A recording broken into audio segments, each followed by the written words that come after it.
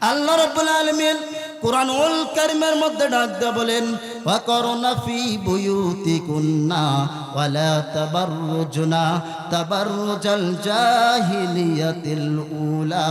আল্লাহ রাব্বুল আলামিন কুরআনুল কারীমের মধ্যে ডাক দিয়ে বলেন, হে আমার বান্দীরা, যাদেরকে আমি দুনিয়ার জমিনে পাঠিয়েছি, দুনিয়ার জমিনে যাওয়ার পরে তোমরা রাস্তাঘাটে চলাফেরা করো না, তোমরা ঘরের মধ্যে থাকবে, তোমরা বাইরে কখনো যাবে না।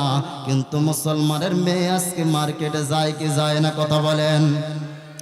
হয়তো আপনাদের রংপুরের মেয়েরা যায় না, আমাদের ঠাকুরগাঁর মেয়েদের কথা বলছি রে বাজান। আজকে এমন এক সমাজের মধ্যে আমরা বাস করি, তারা জাহিল যুগ হার মানায়। কথা বলেন ঠিক কিনা? আরে ভাই, এমন পোশাক পরে রে ভাই, ওইটা শাড়ি না মুশারি সিনা বড় দায়। কথা বলেন ঠিক কিনা? আরে এমন পোশাক পরে তারা টাইট ফিট পোশাক পরিয়া রাস্তাঘাটে যুবকদেরকে নষ্ট করে। কথা বলেন ঠিক কিনা? আরে বন্ধু,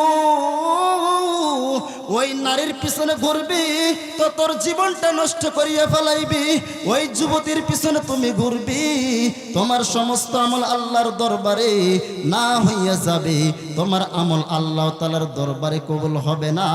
কারণ যে মেয়েটা বেপরদায় রাস্তায় চলাফেরা করে, ওইটা কখনো আদর্শবান নারী হতে পারে না। কথা বলেন ঠিক কিনা?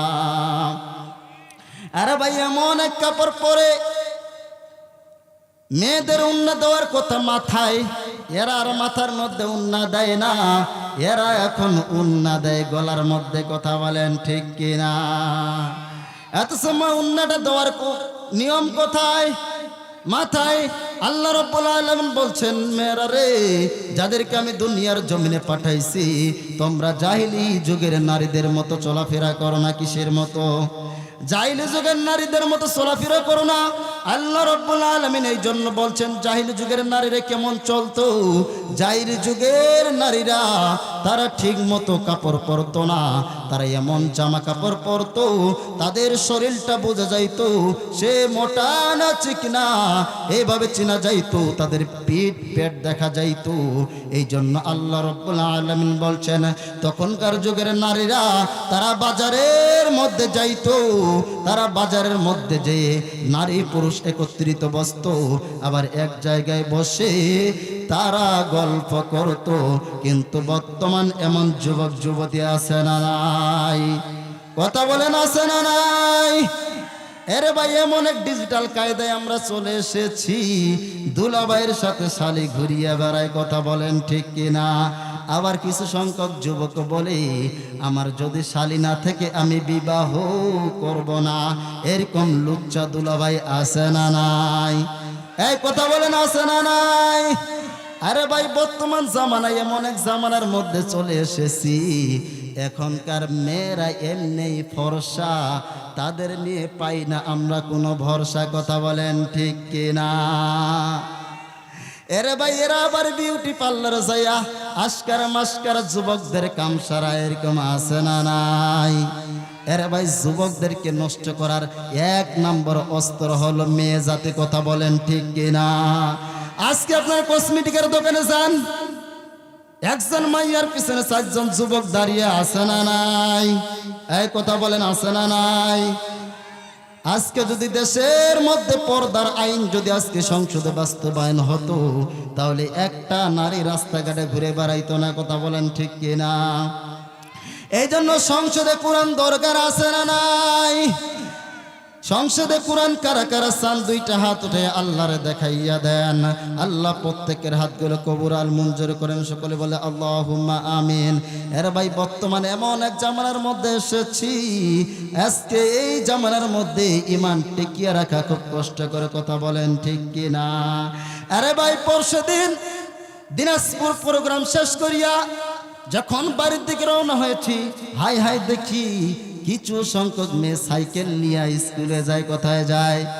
স্কুলে যায়, কিন্তু সুমাইয়ার মতো তাদের ইমান আছে নাকি? কথা বলেন। ইউসুফের মধ্যে আজকে ছেলেদের ইমান আছে কি? কথা বলেন নাই। আমার ইমান শক্তি বাড়াই দিও ও গো দয়াময়, তোমার গান গাইতে গিয়ে পাই না যেন ভয় আমি, তোমারই গান গাইতে গিয়ে পাই না যেন ভয়। ইউসুফ নবী জেল কাটলো বিনা অপরাধে, কারাগারে বন্দি করলো ক্ষমতার জোরে, কথা বলেন ঠিক কিনা? ইউসুফ নবী জেল কাটলো বিনা অপরাধে, কারাগারে বন্দি করলো ক্ষমতার জোরে। অবশেষে ইউসুফ নবীর হয়েছে বিজয়, তোমারই গান গাইতে যেন পাই নাই আমি ভয়। আমি তোমারই গান গাইতে গিয়ে পাই না যেন ভয়। আজকে আলেম ওলামাদেরকে জেলের মধ্যে বন্দি করেছে, এগুলো কি করে না? কথা বলেন, করেছিল কি করে নাই? আলেমদেরকে আল্লাহ বিজয় দান করেছে কি করে নাই? আলেম ওলামা মাঠের মধ্যে আছে না নাই? এক আলেমকে জেলের মধ্যে বন্দি করবেন, লক্ষ আলেম মাঠের মধ্যে আল্লাহ সৃষ্টি করে দেবেন, কথা বলেন ঠিক কিনা? এক বাঘকে আপনি বন্দি করবেন, লক্ষ বাঘ আল্লাহ রব্বুল আলামিন দুনিয়ার জমিনে পাঠিয়ে দেবেন, কথা বলেন ঠিক কিনা? ইউসুফ নবী জেল কাটলো বিনা অপরাধে, কারাগারে বন্দি করলো ক্ষমতার জোরে। অবশেষে ইউসুফ নবীর হয়েছে বিজয়, তোমারই গান গাইতে গিয়ে পাই না যেন ভয়। আমি তোমারই গান গাইতে গিয়ে পাই না যেন ভয়। সুমাইয়া তো ভয় করেনি কাফেরের দলে, ইসলামের ইতিহাসে লেখা আছে, কথা বলেন ঠিক কিনা? সুমাইয়া তো ভয় করেনি কাফেরের দলে, ইসলামের ইতিহাসে লেখা আছে। তাদের কথা মনে পড়লে কষ্ট কেন হয়? তোমারই গান গাইতে গিয়ে পাই না যেন ভয়। আমি তোমারই গান গাইতে গিয়ে পাই না যেন ভয়। লজ্জা শরম উঠে গেল হায়রে বাংলাদেশ, মেয়ে হয়ে সাইকেল চলে যুবক বলে বেশ, কথা বলেন ঠিক কিনা? লজ্জা শরম উঠে গেল হায়রে বাংলাদেশ, মেয়ে হয়ে সাইকেল চালায় বাবাই বলে বেশ, কথা বলেন ঠিক কিনা? তাদের কথা মনে পড়লে দুঃখ কেন হয়? তোমারই গান গাইতে গিয়ে পাই না যেন ভয়। আমি তোমারই গান গাইতে গিয়ে পাই না যেন ভয়, কথা বলেন ঠিক কিনা? আমার ভাইরা, আমার বন্ধুগণ, নারীদের পিছনে ঘুরিয়া তোমার যৌবনকে নষ্ট করবা না। নারীদের পিছনে ঘুরিয়া ঘুরিয়া তোমার জীবন যৌবন তুমি নষ্ট করবা না। ঘুরতে হবে কার পিছনে? যেই ব্যক্তি আল্লাহর পিছনে ঘুরবে। এই যুবকরা একটু ভালো করে শুন, তোরা যদি আল্লাহর পিছনে ঘুরতে পারিস, আল্লাহ রব্বুল আলামিন তোমার ঘরে সুন্দরী বউ পাঠিয়ে দিবে, কথা বলেন ঠিক কিনা? আরে একটা সুন্দরী নারী যাবে কি হয়েছে, আরো 4টা নারী আসবে, কথা বলেন ঠিক কিনা? এই যুবক ভাইরা কথা যে কয় না, এই ঠান্ডার সিজনে কি যে কষ্ট যুবকরাই জানে, অন্য কেউ জানে না, কথা বলেন ঠিক কিনা? এই জন্য যুবকদের আন্দোলন দরকার আছে না নাই? এই ঠান্ডার সিজনে যারা বিবাহ করে নাই তারাই বুঝে এই ঠান্ডার সিজনে একাই থাকা কি দরকার, কথা বলেন ঠিক কিনা? এই যে দেখেন যুবকরা হাসে, তার মানে ওরা বিবাহ করতে চায়, কথা বলেন ঠিক কিনা? এবার আমাদের সংগ্রাম, বিয়ের সংগ্রাম, কথা বলে। আজকে যদি বাবারা যুবকদের মনের কথা বুঝতো রে বন্ধু, কোনদিন ইফটিজিং করতো না, শব্দটা বলেন। কিন্তু বর্তমান সমাজ উল্টা হইয়া গেছে। ছেলেটা যতক্ষণ প্রতিষ্ঠিত হবে না, নিজের পায়ে দাঁড়াবে না, ততক্ষণ বিবাহ শাদী দেওয়া যাবে, কথা বলেন।